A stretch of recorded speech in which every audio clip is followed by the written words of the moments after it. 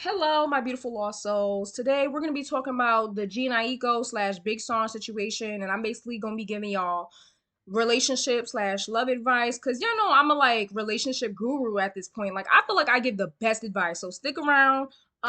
Yeah, I do tarot readings for $5. Link down in the description below. Watch the video all the way through, please, y'all. We trying to make it to 1,000 subscribers. Watch the video all the way through as well. Do y'all want to sis? Do y'all want to see me famous? Y'all want me to be famous? Okay, watch the video all the way through. Now, before I get into it, because y'all know I gotta go off topic real quick. Somebody commented talking about some on one of my tarot readings on the Justin Bieber tarot reading that, oh, you know you're not allowed to read his energy without permission. That's wrong. Or let me see what they say. You're not allowed to do his energy without permission. That's wrong. Let me tell you something, all right? Let's learn a spiritual lesson. I'm pretty sure I didn't include this in what you need to know about tarot, so I can't even direct y'all to that video. But let me tell y'all something. Unless somebody has a actual entity, like some type of entity, and when I say entity, I mean a spiritual being that is not human, or it could be anything. Unless they have some type of spiritual entity, some type of spiritual force, or magic that is protecting slash blocking their energy from other people, other readers, then you can read on anybody's energy. That's number one.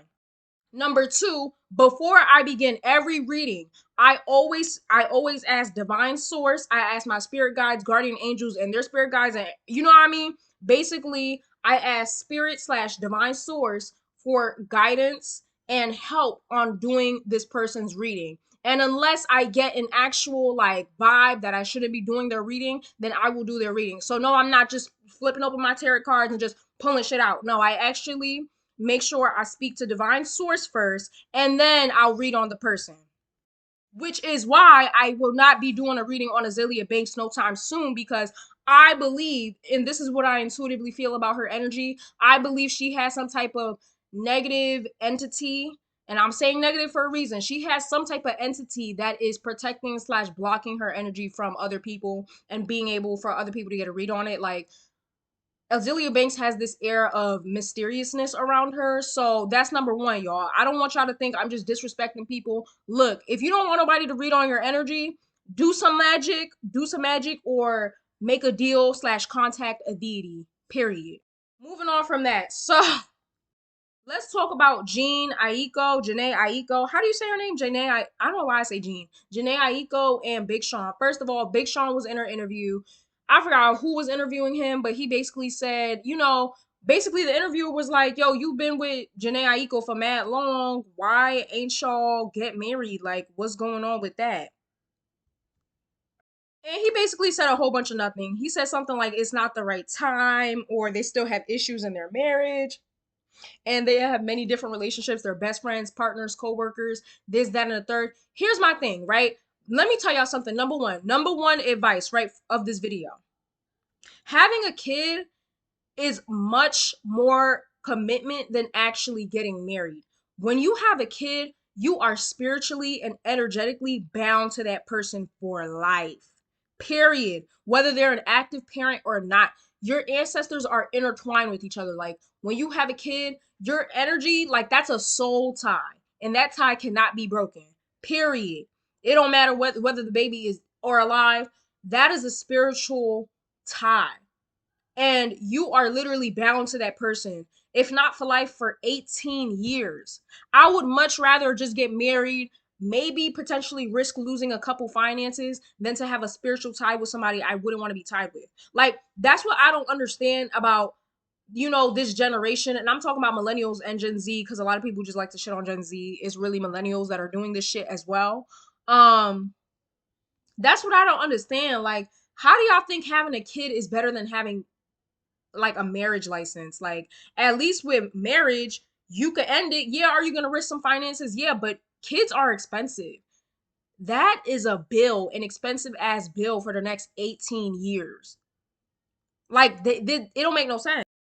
Now, honestly, intuitively, do I think he's probably gonna marry Janae? Sure, I think he's gonna marry her, but is it worth waiting? Like, you really have to sit there and ask yourself, do you want to wait? They've known each other for 9 years. They've been like, 9 years they started dating, I think, or something like that. You've known it. Moral of the story, y'all known each other for 9 years. Y'all had a kid, and there's no ring. And it didn't sound like he had an actual reason. And the same thing was going on with Queen Naja and Clarence, where he was just like, oh, I'm waiting for the right time. There is no right time. Okay, we're not getting any younger. The eggs is not getting, you know what I mean? I'm not getting any more eggs. Like, there is never going to be a right time. Like, are you waiting for Santa Claus? What does that mean, the right time? Relationship advice number 2. My ladies, this is for my ladies. I can't speak from a man's perspective because I don't have male experience, right? I can't relate. But for all my ladies, when you are started talking to a guy, right? When you begin talking to a guy, one of the first questions you want to ask is, what is your views on marriage, and do you want to have kids? That will save you so much time. Then later on down the line, y'all just now figuring out y'all destinies don't align, don't match. Like, the first thing you want to ask a man, what do you think about marriage? And how do you feel about having kids? Now, if he says something like, oh, marriage is not that serious, like, I talk to guys about this and they're like, oh, marriage is not required. Like, I don't really care for it. Like, it's nothing but a piece of, no, it's not. It's not just a piece of paper.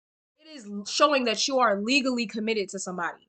It's important. It makes a girl, first of all, it's like a safety net for women. Like, at least I know he's somewhat serious. Like, okay, marriage isn't the end all be all. Like, a lot of men can just give you a shut up ring and marry you just because, for many different reasons. But for the most part, if you are in a loving relationship, it shows the girl or just the person in the relationship that you're willing to take this to the next step. It's a security blanket, basically, right? So if a guy says something like that, you automatically want to head out. If you choose to stay, anything that happens following you asking that question and him telling you that he doesn't like marriage, anything else that happens after that is on you. And that's why, to a certain extent, I can't feel bad for Queen Naja or Jhene Aiko, because it's like, he probably told you this shit like mad long ago. And here's my thing. Okay, cool, you don't want to get married. Fine. But not even engagement? Like, people can be engaged. I've seen people be engaged for like 5 years. Not even engagement? Not even a ring? A promise ring? Like, literally, Queen Naja. Did y'all see that video with Queen Naja and she was with Clarence, gave her roses for like, I forgot for what, like their anniversary, and he bought her a car, and she was like, and he was like, oh, I forgot I have something else to give you, and she was like, more roses. She was like, what, you got to give me more roses? She looks so fed up, and I feel bad, but I don't feel bad because it's like, you had a kid before a ring, bro. Like, we gotta stop, please, y'all. All my generation, all my Gen Zers, let's stop this generational curse of having kids before having marriage, bro. This shit is not cool at all, bro. Because when you make these decisions, you're not just affecting yourself, like, you're affecting a human being that will soon become an adult and possibly passing on the generational curse or giving them any type of trauma. Like, I don't know how people think had being married is worse than having a kid. Like, are you silly? That's 18 years. 18 years of nonstop bills, field trips, diapers, food, clothes, like, and you think a quick little divorce settlement is worse than that? Anyways, before you get serious in any relationship, you want to make sure that your paths and your goals align, right? For example, say you ask a man how many kids he wants, and he says he doesn't want kids, but you want at least two or three. It's not gonna work. It's not gonna work. Do not, and let this be a lesson as well, something that I learned like a little while ago, kind of recently.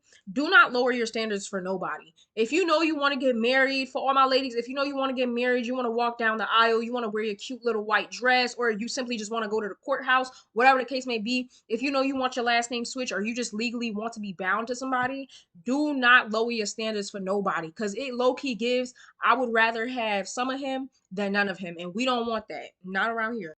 And honestly, I'm gonna be real with you. Like, this makes me kind of look at Jhene in a whole different light. Like, cause I didn't really care about their relationship. I didn't even know they weren't married or whatever. But like, that's sad. Like, I thought they was at the very least engaged. Like, I don't know, y'all. Like, it's just silly to me. Like, why would you have a kid and then get married?